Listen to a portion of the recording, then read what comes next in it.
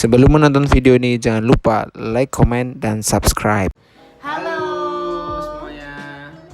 Perkenalkan, kita dari penghuni Rumah Ramah. Saya Gestiana dan suami saya Akmal Muzaki. Nah, di sini kita bakal ada Q&A beberapa yang memang udah masuk ke kita, baik lewat DM, WA, atau lewat komen di YouTube kita. Terus kita rangkum jadi satu di video kali ini. Apa aja pertanyaannya? Jadi langsung kita bahas aja sekarang. Yang pertama yaitu harga tanah. Banyak yang tanya sih, harga tanahnya berapa ya kak? Untuk harga tanah sendiri kita di sini itu 1,5 juta untuk meter perseginya. Untuk wilayahnya sih ya nggak terlalu kota tapi juga nggak terlalu desa juga sih. Tuh. Lumayan deket ya, kalau sama alun-alun Karanganyar ya sekitar 5 menit mungkin nyampe kayak gitu sih. Untuk luas tanahnya sendiri sekitar 103 atau 104 meter persegi kayak gitu. Jadi untuk tanah kita ini di kawasan di Kabupaten Karanganyar ya guys. Untuk di kecamatannya ikutnya di Kecamatan Tasik Madu. Gitu. Jadi untuk harga tanah itu tiap wilayah beda-beda. Yang kedua yaitu pertanyaannya biasanya berapa luas tanah dan luas bangunan. Untuk luas tanah udah kita jelaskan tadi yaitu sekitar 103 atau 104 meter persegi ya teman-teman. Kalau untuk luas bangunannya sendiri itu kita 34 meter persegi untuk luas bangunannya itu sendiri. Jadi masih ada sedikit, nggak sedikit sih, lumayan banyak sisa space yang belum kita bangun kayak gitu. Jadi kita itu punya lebar muka 7 depannya, untuk ke belakang itu 14,5. Jadi kurang lebih luasnya itu 103 meter persegi. Oke, lanjut ke pertanyaan ketiga, itu material yang dipakai. Nah, kita pakai pondasi batu, terus semen. Untuk dinding kita menggunakan bata merah. Untuk atap kita gunain rangka besi. Terus kita juga spandek pasir. Terus untuk kusen di rumah kita ini itu ada 3 pintu yang pakai kayu jati. Lalu ada 3 jendela yang pakai aluminium. Lalu untuk pintu kamar mandi kita pakai PVC. Lalu untuk gerbang kita pakai besi. Lalu untuk lantai kita finishingnya coating, tidak di floor hardener gitu. Lalu untuk dinding kita borongkan ke kontraktor kita itu hanya sampai ke tahap plesteran aja. Jadi untuk tahap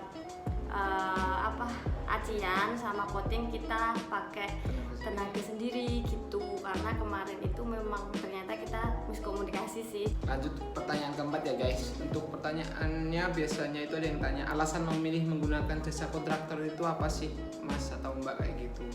Kalau dari kita sendiri itu salah satunya mengapa kita memilih pakai jasa kontraktor, yang pertama karena minimnya pengetahuan kita terkait dengan pembangunan seperti ya konstruksi, kemudian model-model rumah yang terbaru seperti apa kayak gitu juga sih. Kemudian karena minimnya waktu kita, karena kita tidak bisa maintenance setiap hari. Kalau kita pakai tukang dan nggak pakai kontraktoran, biasanya kita yang harus maintenance setiap hari. Setidaknya setiap hari kita harus mengecek apa aja yang sudah dilakukan kayak gitu. Jadi nggak ada yang gimana ya, tanggung jawab itu hanya ada pada tangan tukang. Kalau kontraktoran kita sudah setidaknya terima beres. Mungkin ada tambahan lagi dari apa ya? Kita sempat ada pengalaman buruk menggunakan jasa tukang yang borongan kayak gitu loh. Jadi kita udah istilahnya kita kan mau renovasi. Nah ternyata sesudah kita kasih uangnya, ternyata dari pemborongnya itu ada masalah sama tukangnya kayak gitu, istilahnya belum dibayar. Terus padahal kita udah bayar semuanya kayak gitu pada tukang. Padahal kalau perorangan kan kita nggak bisa ya, maksudnya dia kan perorangan bukan berbadan hukum lah. Sedangkan kalau kita memilih menggunakan kontraktor kan setidaknya mereka sudah PT, jadi mereka memang sudah betul, mereka kan udah berbadan hukum, jadi kita lebih aman. safety, kita udah ngerasa lebih aman gitu. Walaupun nanti hasilnya seperti apa ya, ya harapannya kita kemarin yang penting rumah kita jadi kayak gitu. Jadi nggak ada masalah-masalah yang nantinya ada tukang yang minta gaji ke kita atau malah rumahnya nggak jadi kayak gitu. Jadi kemarin itu alasan kita kenapa pakai kontraktor ya itu, karena juga kita nggak punya kenalan tukang yang benar-benar bisa dipercaya benar, gitu. Mungkin kalau teman-teman di rumah punya kenalan tukang yang benar-benar deket sama keluarga atau benar-benar kenal, bisa aja pakai tukang juga. Iya sih, pakai tukang, cari tukang yang benar-benar kalian percaya kayak gitu. Plus minus kita menggunakan jasa kontraktor itu apa?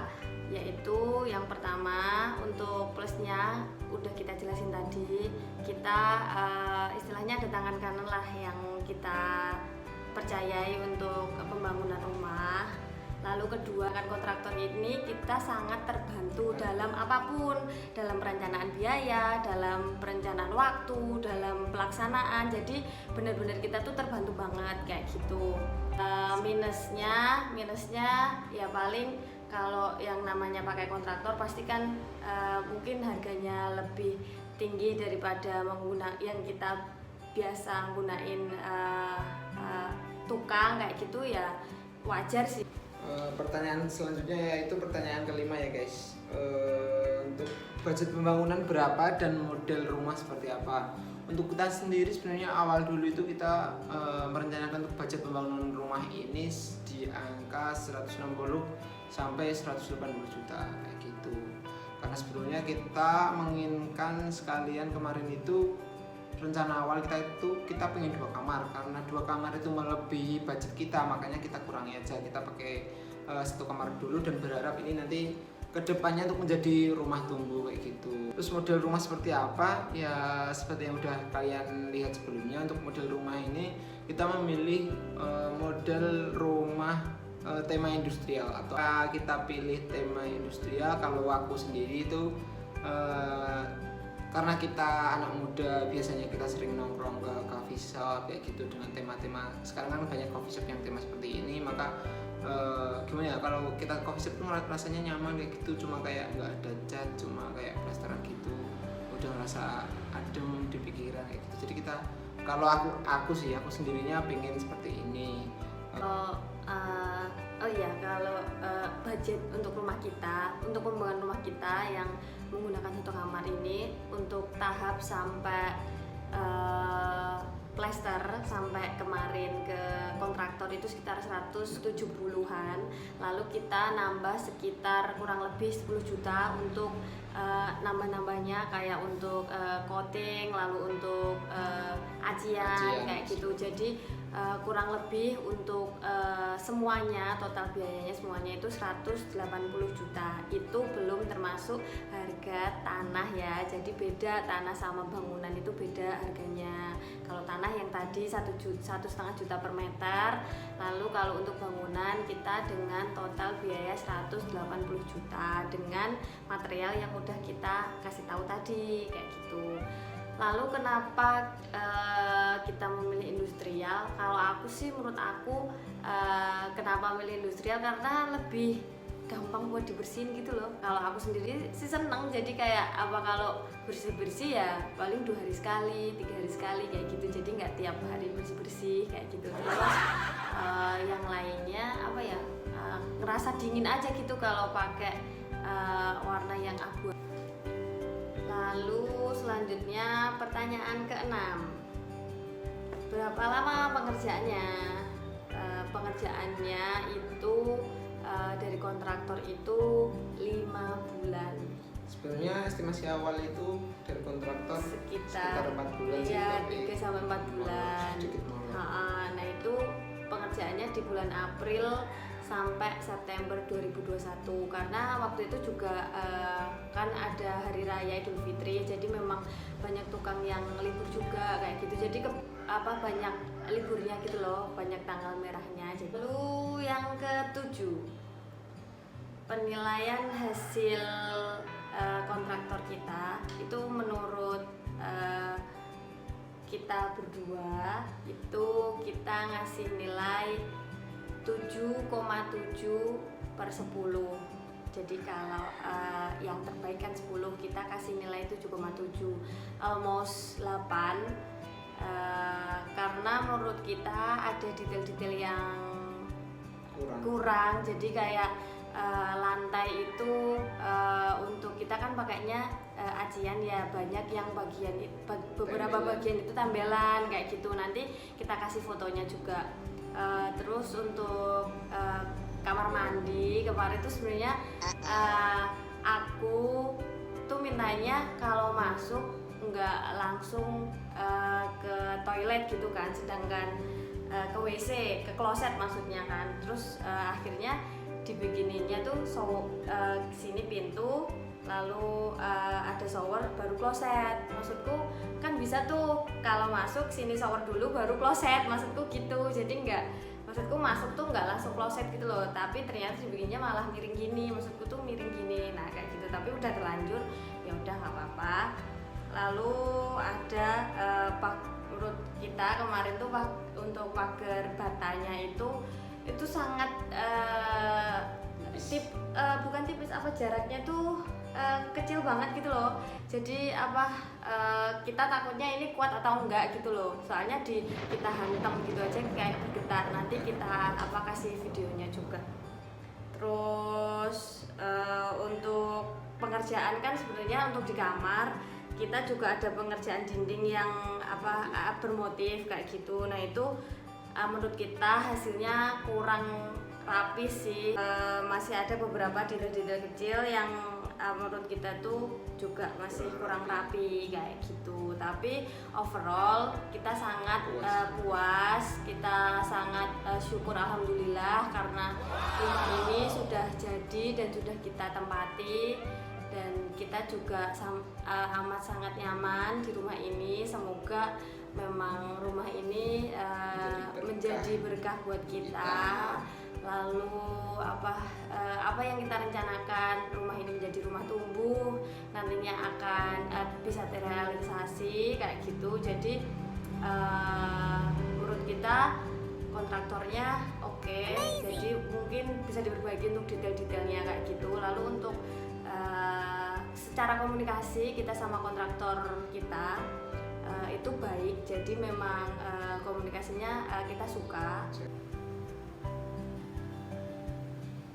Jadi ini tadi detail yang kita maksud. Untuk dindingnya tuh ini tuh jaraknya tipis banget gitu loh guys, berapa mili paling ini tuh langsung dengan dung kayak gitu.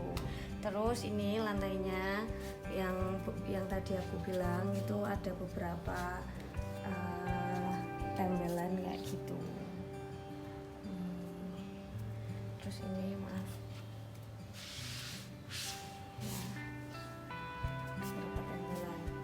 Jadi mungkin mereka tuh bikin dulu terus baru dipola atau gimana, jadi kayak masih berenjol kayak gitu. Oke, cukup sekian video Q&A dari kita.